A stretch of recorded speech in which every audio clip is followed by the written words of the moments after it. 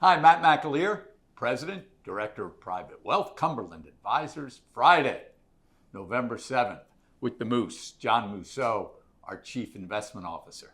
Hey, this was a fairly enjoyable week. What do I mean about enjoyable? Markets had a little bit of volatility to them. What do we look for on the equity side and the bond side, and any asset class, to tell you the truth?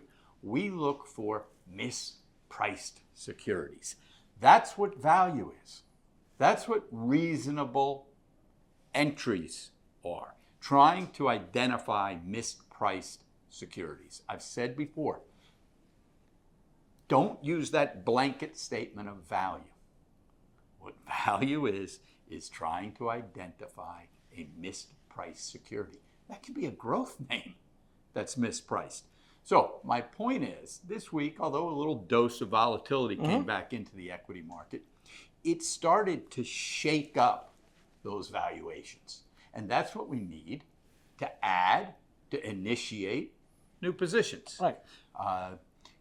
We have our eye on a number, and you know, today we're right before the close. I thought we were going to get a couple today.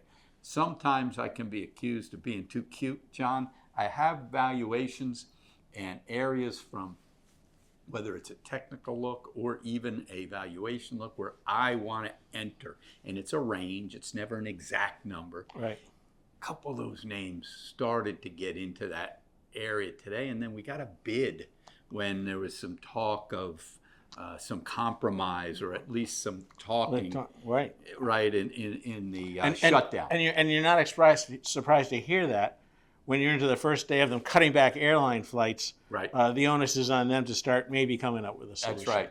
So we're looking for some of the areas, by the way, and we'll talk about individual names, because hopefully I can add a couple next week. I like some of the pullbacks in the industrials. Tech, which I'm a fan of, I like to see it get a little more volatile. Right. You know, give us an opportunity. A couple of names that we used to own started to really get hit into this downdraft, like GE Vernova. Right. Right. We traded that very well last year into this year. It's pulled back from where we sold it, you know, 620, 625. It ticked as low as 540 today. Keep an eye on it. That's a name I'd like to have long term, but at our price. You bet. So fun, exciting. I'll spend the weekend filtering, sifting through names, industries, sectors. Yeah, I'm a little boring that way. Moose, what do you have? You know, well, for the bond markets this week, Matthew, not a heck of a lot. Why? Government still shut down. Not much going on from, you know, an economic statistic point.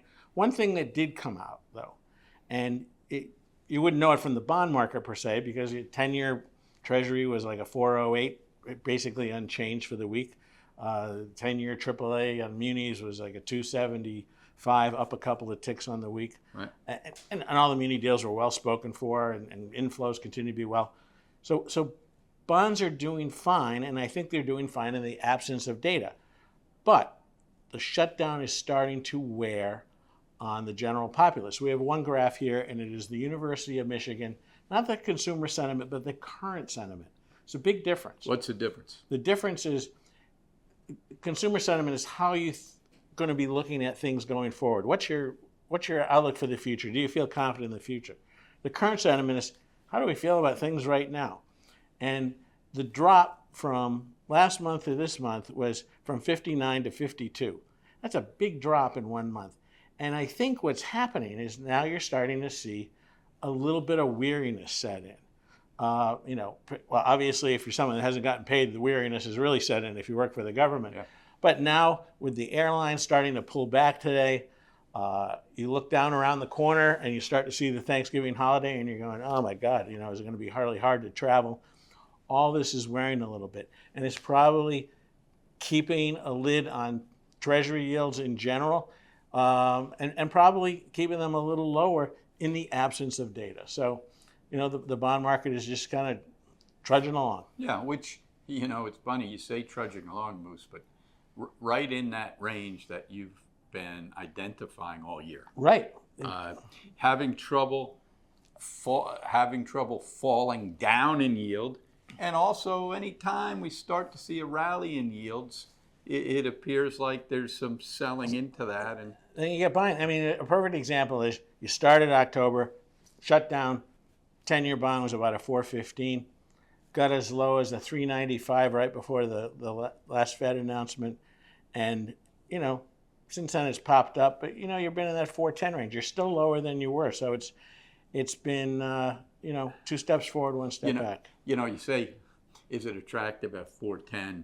4.15, and that pulling some buyers in over the last week or so.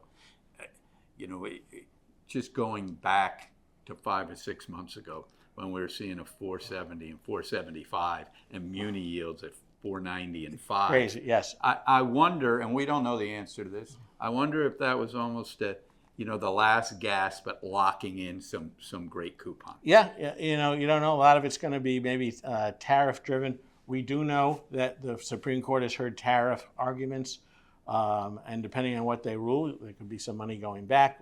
We don't know yet. Okay, good information. We'll take a look at some reasonable entries, both on fixed income and equity. We'll see if some of these gold, precious metals pull back a little bit more. I feel like I kind of missed or was light in that trade. See if that makes sense as an additional allocation. Enjoy the weekend. We'll see you next week.